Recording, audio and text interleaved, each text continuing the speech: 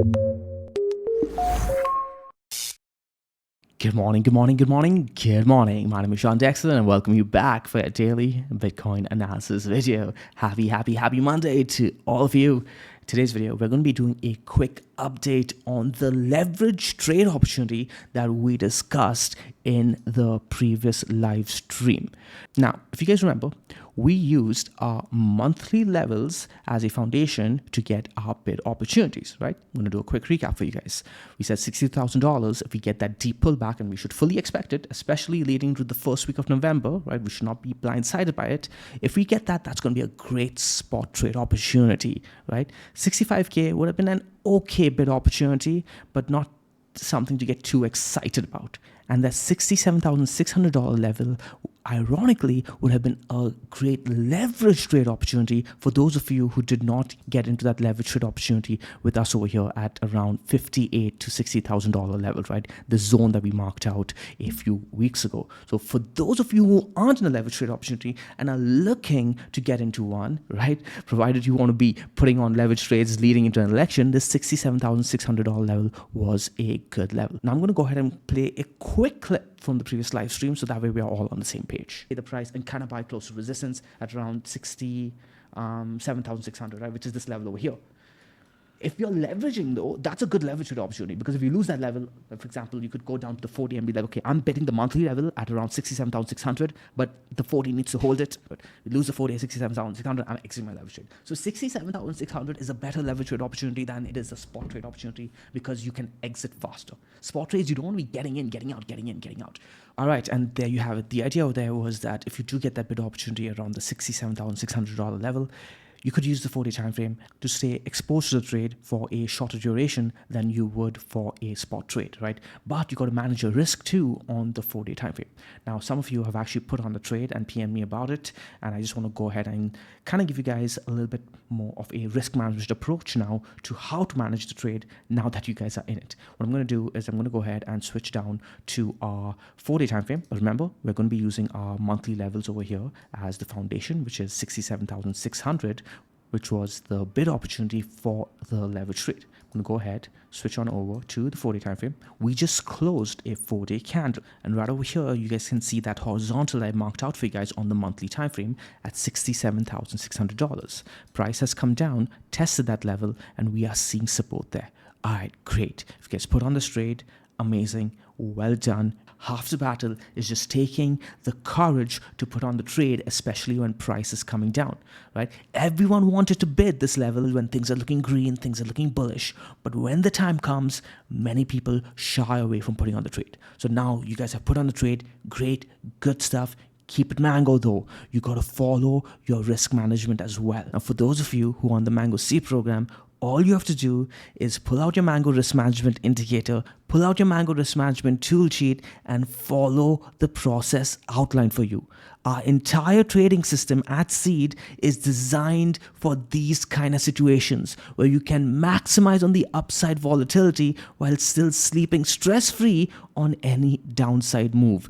This is where we shine, guys. Take advantage of your edge. Believe me, guys, that risk management system is my biggest edge in these markets. And for those of you who aren't in Mango Seed, you guys still need to manage your position in a similar way. Remember, your invalidation is not your stop loss. You need to set an invalidation for when you are going to be wrong on this trade, because if things break down, we could come all the way back down to the $60,000 to $62,000 level, just like I discussed, right? Remember, our monthly levels allow for price to come all the way down to 62,000. And if you put on a leverage trade at 67,000, you need to manage against that risk. Now, it's a different story if you are sitting in the leverage trade that we put on all the way down over here at around 58 to 60,000, right? In that case, you can withstand a pullback like that, and Bitcoin is still going to be fine, and you can allow for Bitcoin to make its way up again, provided we hold those levels. But if you are getting into position over here, you should not allow price to draw down that much on you, because if it keeps going down, your account could be at risk, right? So how do we manage this leverage trade position? Well, your invalidation is going to be based off the 4-day as well. This level over here at 67,600 is going to be really, really important. But what we're going to do is we're going to go ahead and mark out a zone. So that way, if price comes down to test this level, you guys aren't getting shook out unless and until you guys start seeing a candle close underneath the zone over here, right? Because price could come down into the zone, test these lows over here, and still close above the zone. You guys are looking for price to close above this zone over here, right? We could test underneath and close above, and things are still fine. So this zone of support is what you're looking for Bitcoin to hold, all right?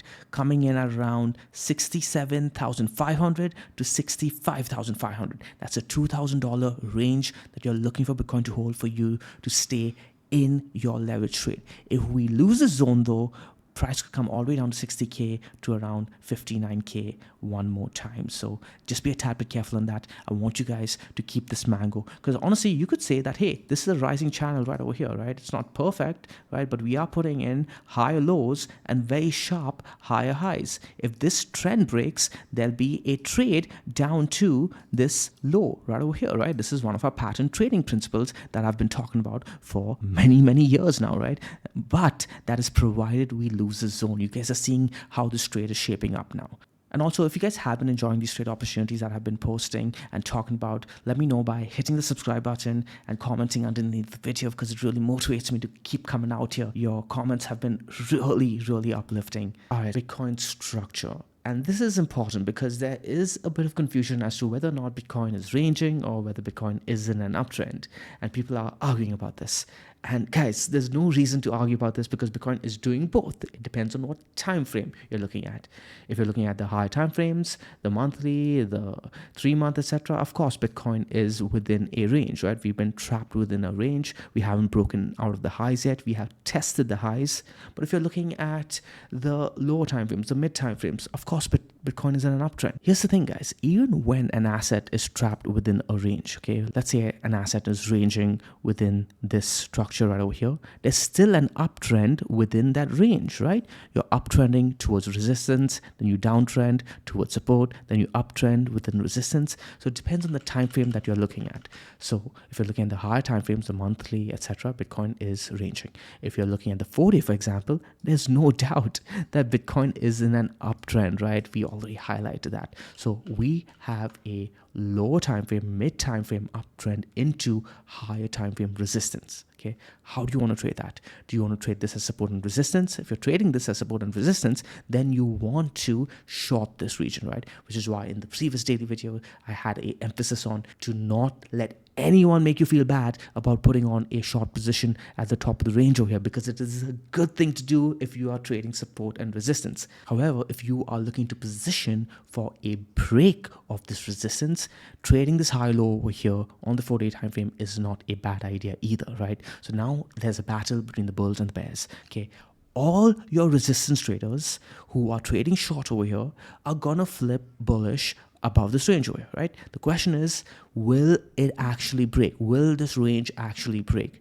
They are doing what is correct according to their rules and their thesis that resistance is resistance until it breaks, period. And you as a trend trader, you're trading this as an uptrend will stay an uptrend until the trend breaks, right? So both perspectives are correct, okay? Don't get into this battle, just trade your rules. I hope to see you guys in the next upcoming live stream. Make sure to hit the subscribe and the notification button so you guys don't miss all of that alpha that we discuss in these live streams.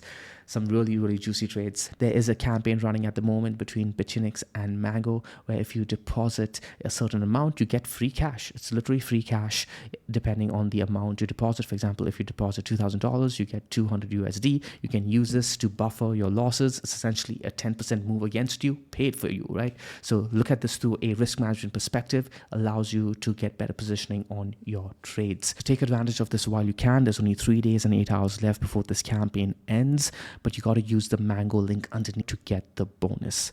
And I just want to talk about Bitcoin dominance before we actually wrap up this video, more so to protect you guys, because I'm seeing a lot of influencers apparently trying to call a top on Bitcoin dominance. Guys, last year, November to December, there were a lot of folk calling for a top on Bitcoin dominance over here as well. Hell, Mango ourselves, we said, hey, this might be it. This might be where the altcoin rally begins, right? You see the circle over here? That's where we start scaling to alts. But as soon as we started seeing Bitcoin actually bounce off the zone over here, we were like, wait a minute. Maybe it's not the weekly that we should be looking at. Maybe Bitcoin is trending on the monthly time frame, right? Bitcoin dominance was indeed trending on the monthly. And because we stuck to our Mango principles, because we weren't stubborn, we said, nah, we gotta wait before we get the actual sign, right? And that patience has paid off, because look at how long this uptrend has persisted. And we need to continue with that Mango mindset. It will be protective. Trend trading is protective. We stuck with the trend, and look at that. Bitcoin dominance now sitting at 60%. So I implore you, have patience. Keep it Mango. Keep it easy. Keep it stress-free. When we see the signs, we will get ultra aggressive with altcoins. But now is not the time to be picking tops. You may see a blow-off move on Bitcoin dominance, and that could get extremely painful for altcoins. All right, guys? So protect your Bitcoin for now. When the time is right, I'll be the first one to tell you guys. Hit that notification icon so that way you don't miss out for when the time is actually here. Until the next one, keep it Mango. Ciao.